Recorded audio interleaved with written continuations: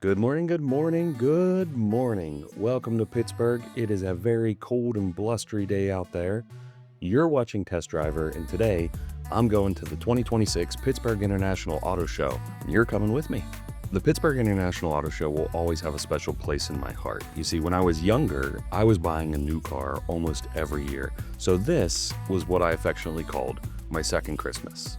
We haven't bought a new car in quite some time. In fact, the newest car that I own is my 2018 F-150, but that may be changing here very soon. You see, my son is now 16 and he always has the car, so my wife is going to need something to get around in. We're here to figure out what that might be. The first floor of the auto show doesn't have any of the major auto manufacturers anymore, but it has picked up some staple displays that you need to be sure to check out. The first display is blackout tinting. In Western Pennsylvania, they've blown up in recent years. They do everything from automotive window tinting to PPF, ceramic coating, and paint correction. The crown jewel of their display this year is a 2024 Bugatti Chiron Super Sport from the Hamilton collection. And this thing is beautiful. You don't see a lot of Bugattis here in Pittsburgh, Pennsylvania. It's definitely something to make sure you check out. A quick Google shows that this car is worth $5 million. The other staple display is Team Nuts, who's been around the Pittsburgh area for quite some time now. They're very well known for the vehicle customizations that they do in the area. And my kids especially love the Toy Story Jeep Wrangler that they take everywhere with them. Those of you who are from an older generation will appreciate this display. Here you can see Boss Hogg's famous Cadillac, Sheriff Roscoe P. Coltrane's police cruiser, and of course, the one and only General Lee, driven by Bo and Luke Duke. No matter how old I get, this car will always remain on my bucket list.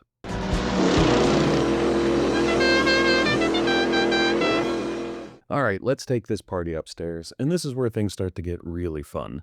This is where all of the major international auto manufacturers have their cars on display. Whether you're here for something domestic or something foreign, there's a car here for you. And this is the part of the video where I insert a cheap plug. Whether you like car culture, vehicle modifications, or test drives, please take a moment to like and subscribe. I got a lot of new content coming your way this year. Admittedly, I'm a Ford guy at heart, so it's always special to me when you turn around coming off of the escalators and you see the Ford display taking up the entire entrance into the manufacturer section. Ford always shows up big. They have a myriad of trucks. They have a driving simulator that is always super popular.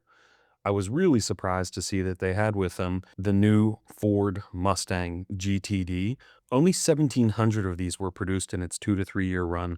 They used the best suppliers to put the best stuff on it, like Multimatic for the suspension, Tremec for the transmission, and Brembo for the brakes. By the way, it comes with a factory warranty. It's very clear that screens are here to stay in modern day cars, but do they really need to be this big? Every auto manufacturer is trending towards these screens that span the entire dashboard. I don't know if you've been driving out there recently. We do not need more distractions. Okay, so I need to calm down. That's why they have puppies here. I know that Land Rover gets dogged on for its reliability, but something keeps me coming back to them. I've always wanted an L322 Range Rover, the Big Daddy. You know what I'm talking about? The one that's currently catching my eye is the Land Rover Defender, though. I feel like this would be a good replacement as my F-150 gets up there in miles. I like its utilitarian but clean interior mixed with its rugged-looking exterior. However, my wife would definitely prefer something smaller and more maneuverable. She really likes the look and design of Mercedes. And if I were to have my way, an AMG GT or an E-Series AMG would fit really nicely in our garage. Okay, let's take a minute and talk about truck stuff. Truck stuff!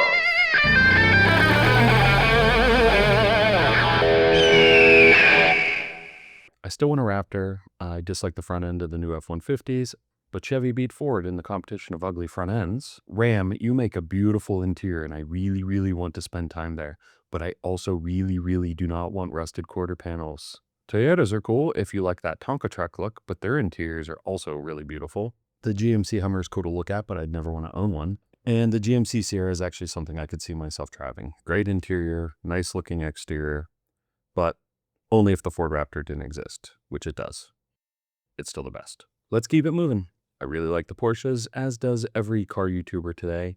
Really tried to talk my wife into a Porsche Cayenne, but it seems like a losing battle. Here you have the 2026 North American Utility Vehicle of the Year. Kind of rolls off your tongue. The interior of this was gorgeous. Genuinely a beautiful place to spend some time. I'm just not a big fan of the exterior. Volvo will never own one because my wife doesn't like saying the word. Cadillac Escalades. Beautiful looking vehicles, but stupidly expensive.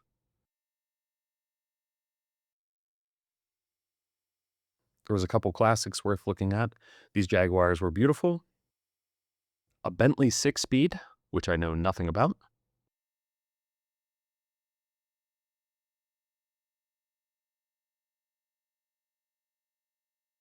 And then a 1938 Buick concept vehicle. Pretty cool to see things like this. I love the concept of a Toyota, but I really just don't like how they look. I get the dependability, but does it have to look so boring? That Sequoia could convert me though. The new Dodge, if you like it, I love that for you. I really like the exterior of the Chevy Traverse, but that engine doesn't do anything for me. I feel like a Kia Carnival is a slept-on vehicle. Last I looked, they weren't all-wheel drive, but those second-row captain chairs, those are amazing. We have a BMW. I love BMWs, but the push towards technology is kind of alienating me. Lotus was there.